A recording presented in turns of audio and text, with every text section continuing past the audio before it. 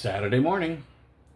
Well, it wasn't the best week in terms of following along what I'm supposed to do, but it wasn't the worst. I mean, I didn't go crazy. I did eat some stuff that was too much carbs, but it wasn't too bad. So, anyway, it wound up at 385.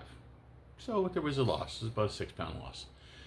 Anyway, again, as always, I'm going to go over what it is that I am doing and who I am. My name is Mark, and I started off at 551 pounds this time. I know I was bigger at some point, but when I decided to finally get something happening in terms of the weight loss, I was 551. Started mostly just doing it on my own with kind of a system that was based on various pieces of advice that I had gotten previously. This was mostly supported once I got actual medical advice from a nutritionist and from a doctor, which is low calorie and low carb. It's very simple. Carbs can convert into fat, protein cannot. Calories are what your body burns. It's the measure of what your body burns. So if you have less calories in than your body needs, it's going to have to call on the reserves, which is the fat. Now, a couple other things that I have mentioned previously is how you actually lose the weight. The actual mechanism by which the weight leaves your body is kind of interesting. Generally speaking, you don't sweat it out because sweat tends to be temporary. And so you can sweat and kind of dehydrate yourself and look like you've lost weight, but eventually you're going to have to rehydrate or you're going to be in some medical problems, and then your body's just going to suck it up like a sponge. So sweat weight is kind of dehydrating weight, and it comes back when you hydrate because you're supposed to keep hydrated. But the two basic ways that you lose weight are breathing and peeing.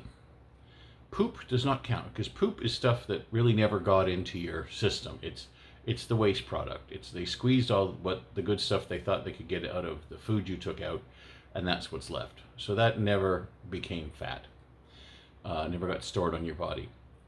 So the process of burning fat is just like burning any other fuel, and it's a hydrocarbon. So it's kind of like gasoline, kind of like most other things. And the byproducts are CO2 and H2O. So your exhalations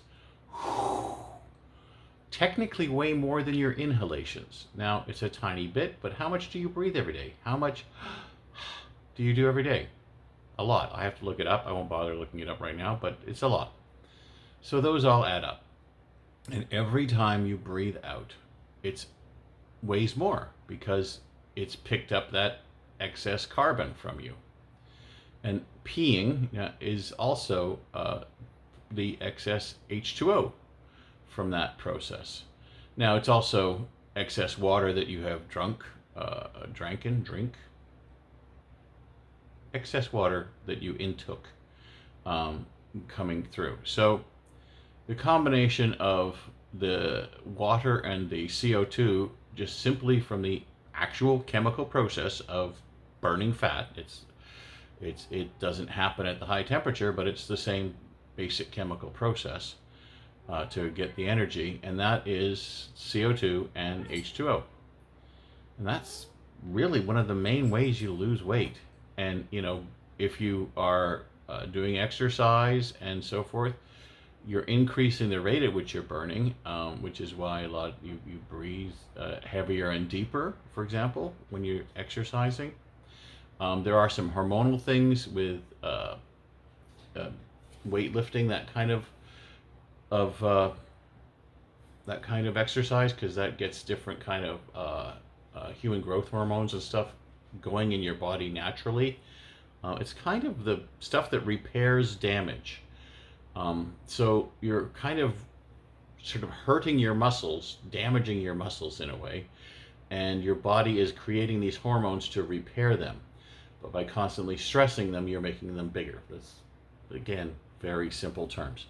So hormonally, there are good reasons to do weightlifting, and just in terms of increasing the rate of burning, that's another reason. That's a reason to do like cardio. So there's reason for exercise, but the biggest thing is what you take in.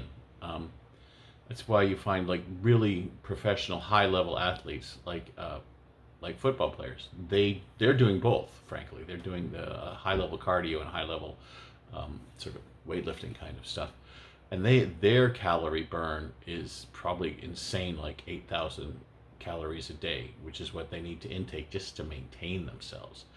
Most people, it's around 2,500 calories a day. So you start getting below that and you start burning excess weight. Anyway, that was your science lesson review for the day. My name's Mark. I'm trying to lose weight. If you're trying to lose weight, I hope that my journey helps you. Please, if you find this entertaining, educational, or inspirational, pop a like down there. Please feel free to share this with anybody. If you think this helps them understand your journey or their journey, just share. If you just want to say, ha ha ha, look at the fat guy, well then I feel sorry for you, but you can share it anyway. And carry on with your journey. And let me know in the comments if you are on a journey and how you're doing. Thank you.